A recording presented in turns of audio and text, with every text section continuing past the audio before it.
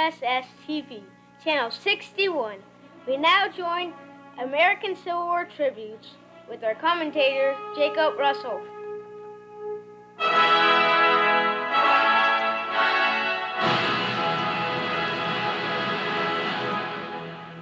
Welcome to American Civil War Tributes. This is Jacob Russell. Today we feature General Albert Sidney Johnston. General Johnston was a strapping 6 feet tall. He had piercing brown eyes, heavy bushy eyebrows with dark brown hair.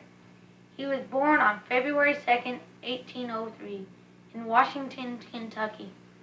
He was a son of John and Abigail Johnston. He attended Transylvania University before he went to West Point. He graduated 8th in his class at West Point in 1826. He had assignments at 2nd Harvard, New York in 1826, and the 6th Infantry at Jefferson's Barracks, Missouri in 1827, and his first post took him to the frontier, where he fought in the Black Hawk War. He fell in love and married Henrietta Preston. His Army career seemed to come to an end after only 8 years when he resigned in 1834 to take care of his ailing wife. She died the following year. Johnston started farming in 1834 near St. Louis. In 1836, he settled in the Republic of Texas and enlisted as a private in the Republic of Texas's Army. Soon he was named Senior Brigadier General and later became the Republic's Secretary of War. In 1840, he resigned and tried his hand at farming in Brazoria County.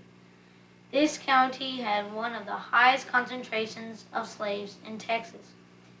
He was back to the battlefield during the Mexican War, where he fought under General Zachary Taylor on the Rio Grande.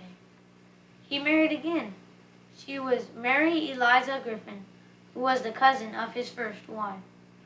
He continued to climb the ranks of military as Colonel of the 2nd U.S. Cavalry Division of 1849. Then he became the commander of the Department of Texas in 1856 at the age of 53.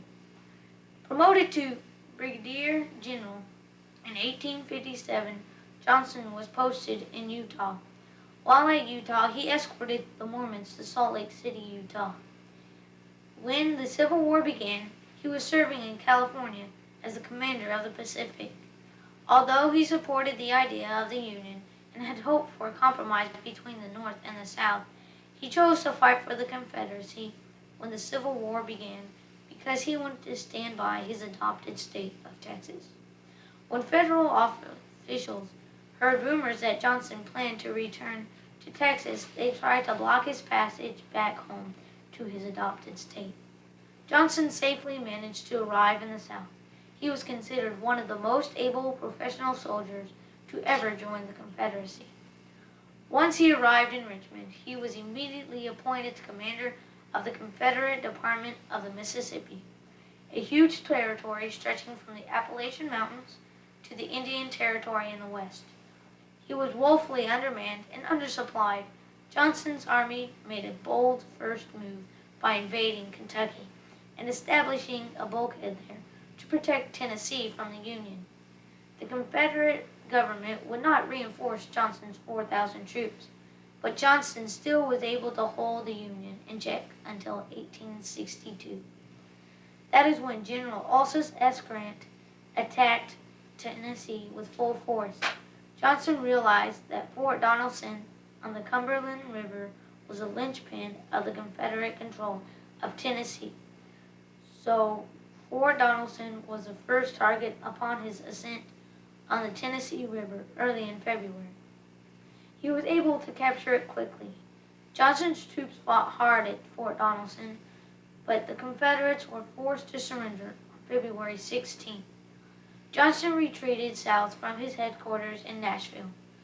Amazing force of 17,000 men at Murfreesboro, Johnston planned to defend the Mississippi Valley from an anticipated federal thrust. When forces under PGT Beauregard arrived. Johnston's troops numbered more than 44,000. The extra forces allowed Johnston to take an offensive and surprise the enemy with an attack on Grant's 39,000 men, situated on the west bank of the Tennessee River, before Major General Don Carlos Buell's 36,000 troops can converge with Grant's. On Sunday, April 3rd, he led his men on what was expected to be a simple one-day march. But heavy rains and unfamiliar territory considerably slowed the advance, fearing that the 2 days lost in travel meant that Buell's men had arrived. Beauregard urged Johnston to call off the attack. Johnston replied, "I would fight them if they were a million." Johnston had his troops stand and fight at Shiloh against the recommendation of Beauregard. If Johnston would have followed Beauregard's advice, the Confederates would not have fought and lost that battle. This battle cost the Confederacy lives of 10,000 brave men. At dawn on April 6th, he mounted his horse and led his men to the gruesome 2-day Battle of Shiloh, the first engagement of the Civil War with heavy loss of life and a devastating defeat for the Confederates. On the first day, as Johnston attempted to regroup his critical east flank in the thick woods near Peach Orchard, he was struck in the leg by a Minié bullet and bled to death within minutes. President Davis offered a special message to Congress in which he said of Johnston, "In his death, he has illustrated the character for which through his life he was conspicuous, that of singleness of purpose and devotion to duty with his whole energies."